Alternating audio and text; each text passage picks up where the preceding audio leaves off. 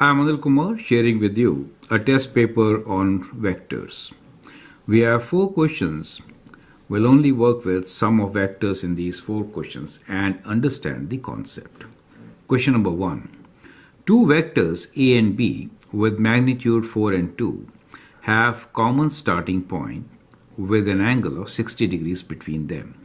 Calculate the magnitude of A plus B. And part B is calculate angle between A and the vector A plus B. Question number 2. It's a communication question. Determine whether each of the following statement is true or false. Provide explanation. M and N are scalars. MA plus NA equals to M plus N times A. Everything in bold is a vector. Sum of vectors A and B is equals to sum of vectors A and C. That implies that B equals to C.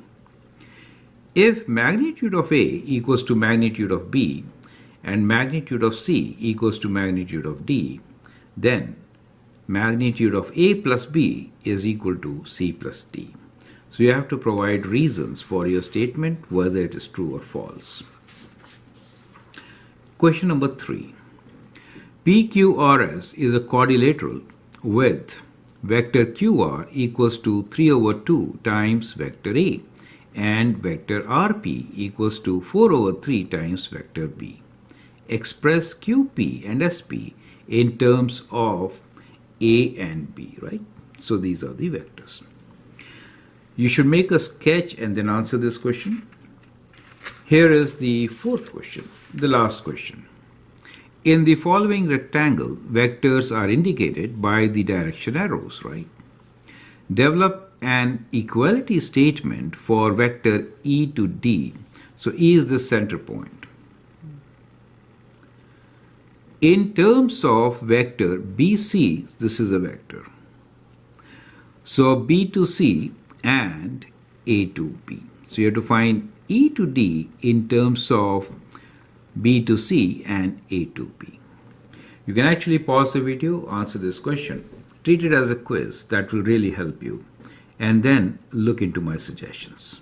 Now let's look into these solutions one by one. Question number 1 is a very important question to understand the concept. So I'm going to take some time to explain the concepts and then move forward. Two vectors A and B with magnitude 4 and 2 have a common starting point with an angle of 60 degrees between them.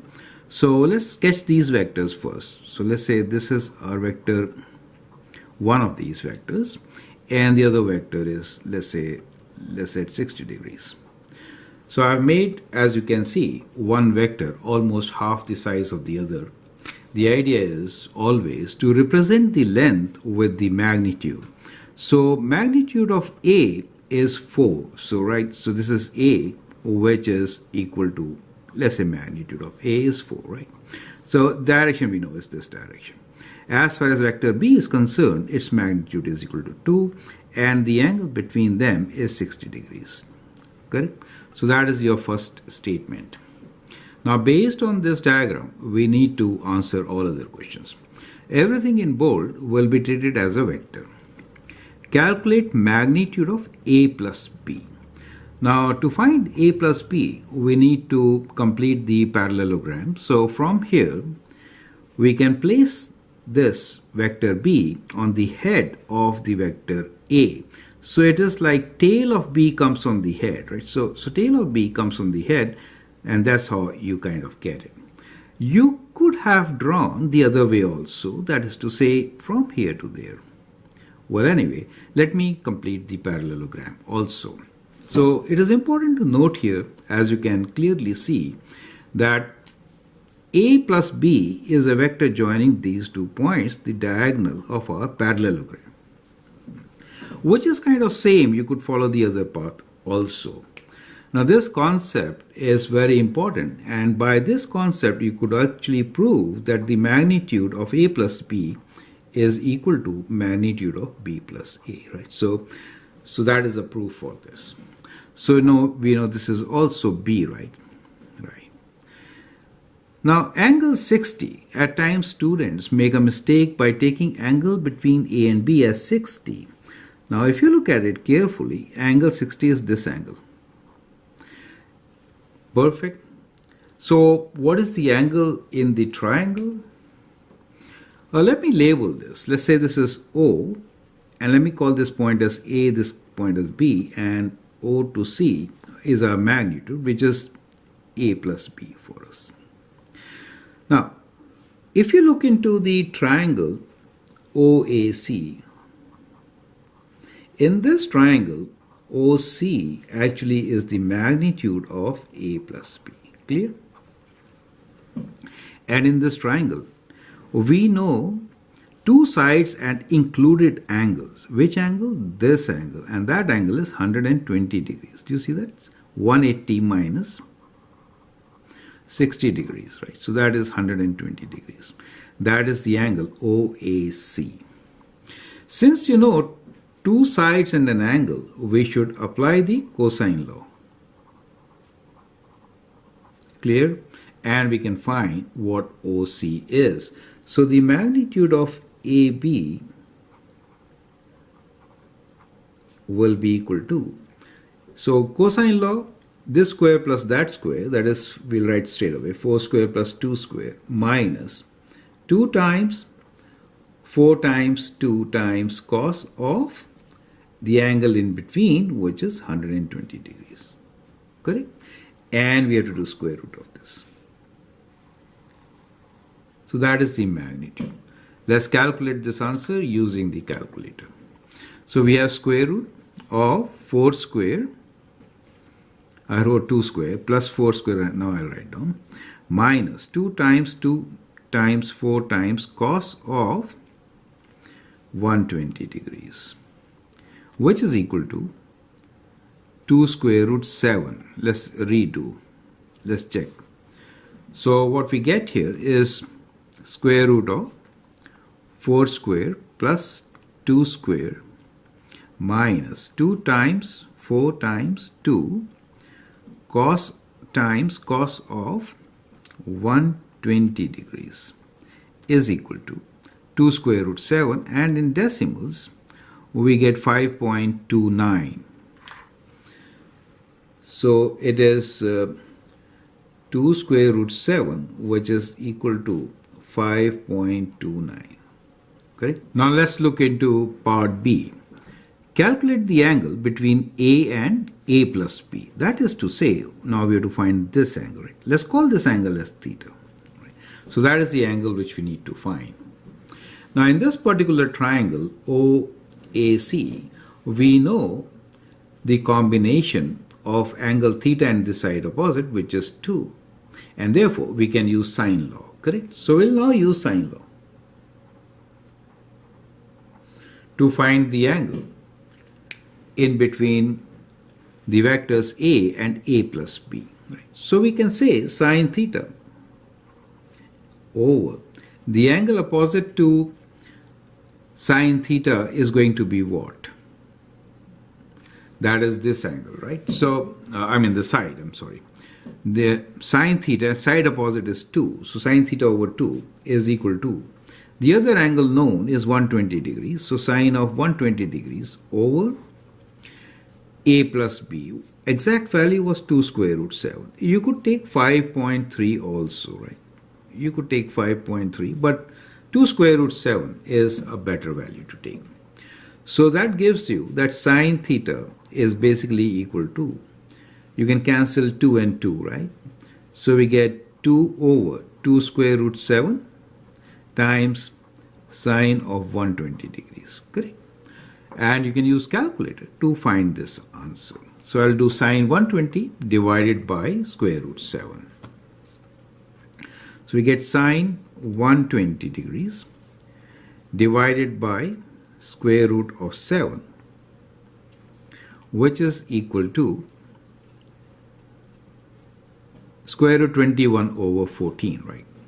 So we'll write theta as sine inverse of this value, which is square root 21 over 14. So we'll do shift sine inverse of our answer, which is equal to 19.1 degrees. Correct? So that is the angle between the two vectors. So we get our answers. So first answer is that the magnitude of A plus B is equal to 2 square root 7, or approximately 5.3, and the angle theta is 19.1 degrees. Is that absolutely clear, right? So that is how we are going to solve the very first question. Now let's move on and take the second question. Question number 2. This question is based on properties of vector sum. Determine whether each of the following statement is true or false. Provide explanation. A. Scalar multiple of vector A plus scalar multiple of vector A by n is equal to m plus n times A. Now m and n are scalar quantities and things in bold are all vectors. B. Sum of vectors A and B equals to sum of vectors A and C implies that B equals to C. C. If magnitude of vector A equals to magnitude of vector B and magnitude of vector C equals to that of D, then sum of A and C equals to sum of B and D, magnitudes. You can pause the video, answer the question, and then look into my suggestions. Now the very first one here is always true, and this is also one of the properties of vectors, distributive property, right? To prove this, what you could consider is, let us say this is your vector A, right? So if I consider this to be my vector A, in that case, m times A, m is any scalar multiple, could be this, and we could have n times A, another vector. When you multiply this, direction is going to remain the same, right? So some other number. So let us say these two are vector MA and NA.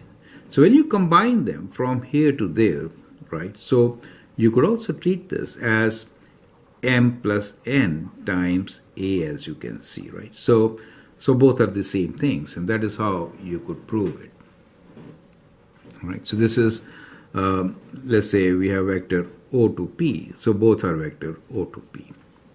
Now B is vector sum of A and B equals to A and C implies that B equals to C. Now how do you show this part? So if you have a vector A, let us say right there, and if you add anything to this, let's say if you add a vector B to this, then the sum is what? The sum of this vector is the resultant. Correct? So the sum is this part.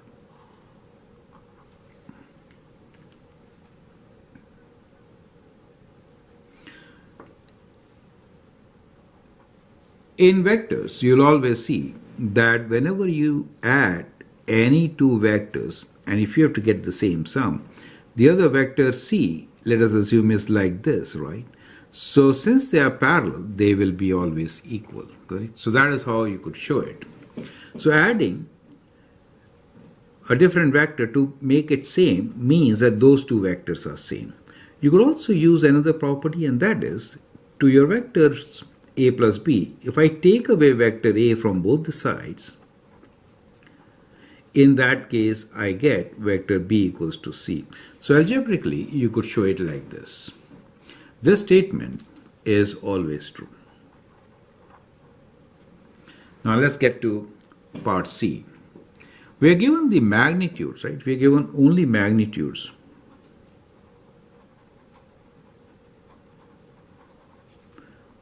Are equal,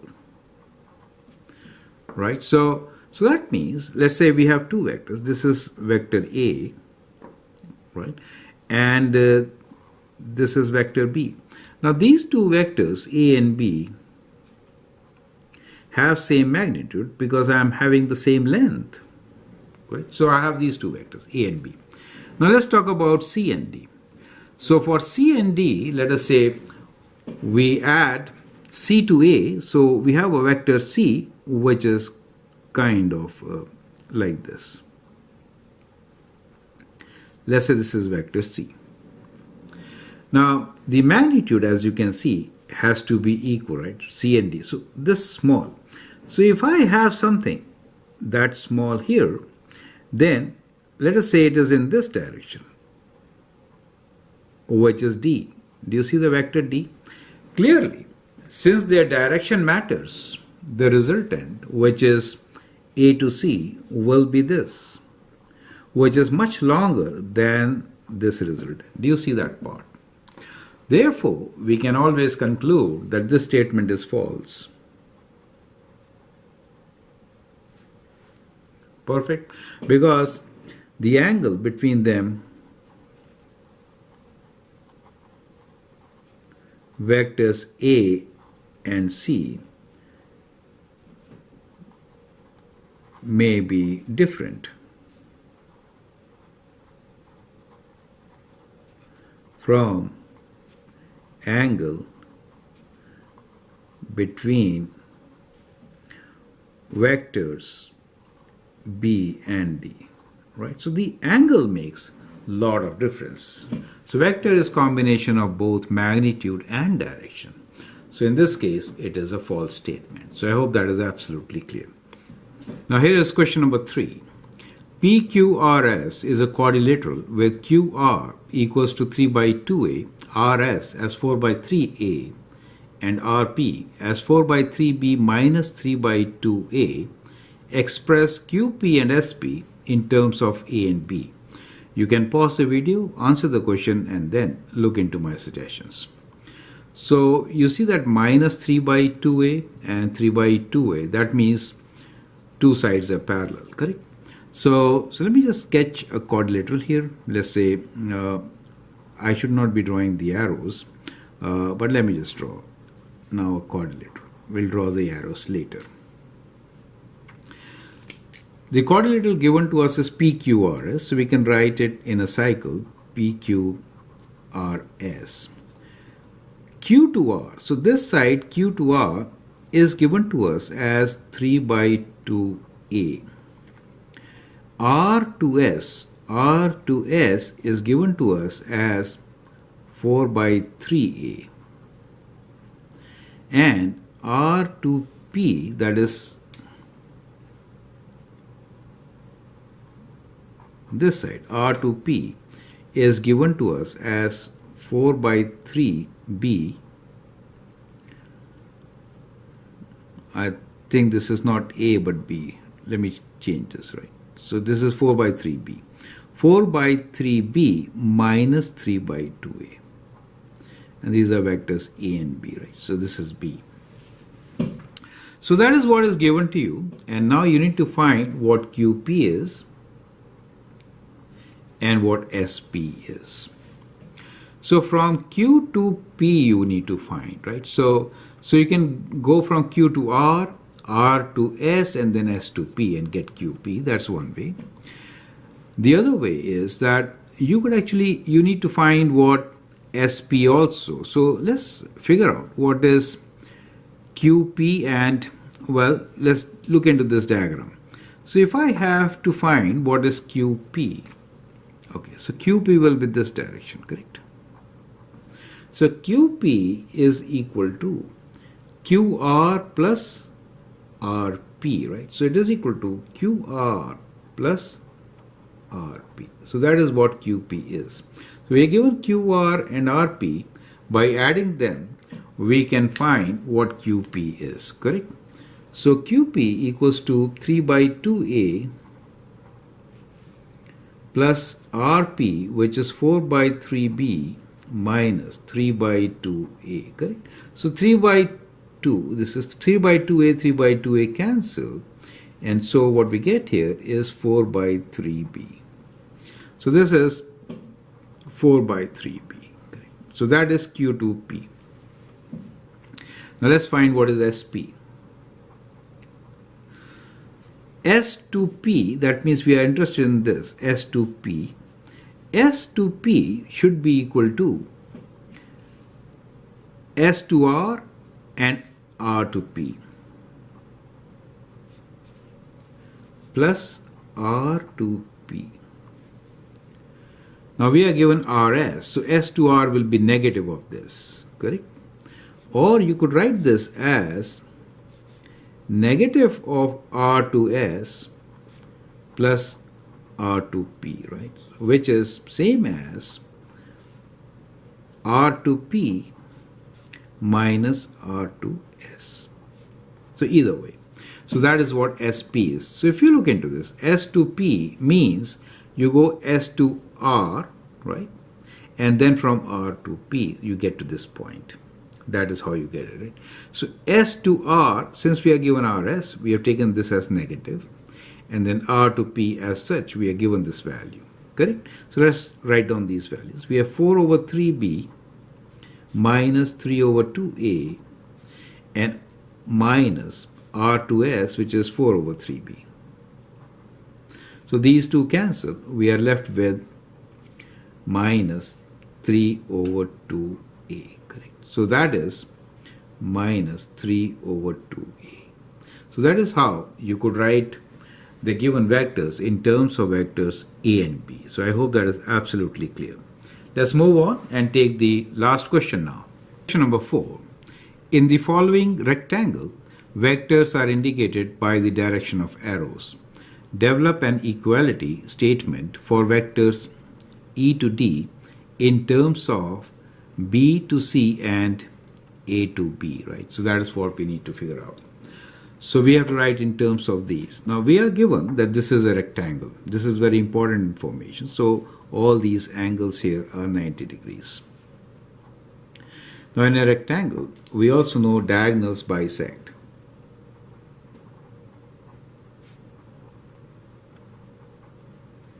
So that really means that the vector B to E is half of vector B to D. Right? They are along the same line and they bisect. So vector B to E is half of B to D. Right? So in this diagram, we have to find what E to D is, and B to E is also equal to E to D, which is also equal to E to D. So these two vectors are actually equal vectors. They are in the same direction. So E to D will be half of B to D. Right? So we could write the vector E to D as equal to half of B to D. So B to D is how much? B to D will be BA plus AD, right? So it is equals to BA plus AD. So that is from B to A to A to D. That is what E to D is. Now we have to write this answer in terms of BC and AB. That is kind of important to understand. So how do we correlate? So if you look into the vector BC, BC is equal to, let's rewrite here. So the vector BC is basically equal to A to D, right? Or, so that is, we can replace this. So B to C going downwards, A to D going downwards, correct? The other vector is AB for us. So what is AB equals to? A to B, we got B to A. It is negative of B to A. So we could replace the vector B to A with negative A to B. Do you see that? So we'll do this substitution. So one, we know that vector AD is BC. The other one is this. So these two substitutions will get us the answer. So we get half of B to A is negative AB and A to D is BC. We can rearrange and write this as vector BC minus AB. Does make sense. So that is how you get the relation between the two. So E to D is equal to half of B to C minus AB. So with that, we come to an end of our quiz on sum of factors. I hope you understood few concepts. They're definitely going to help you as you move forward. Feel free to share your comments and views, and if you like and subscribe to my videos, that'd be great. Thanks for watching and all the best.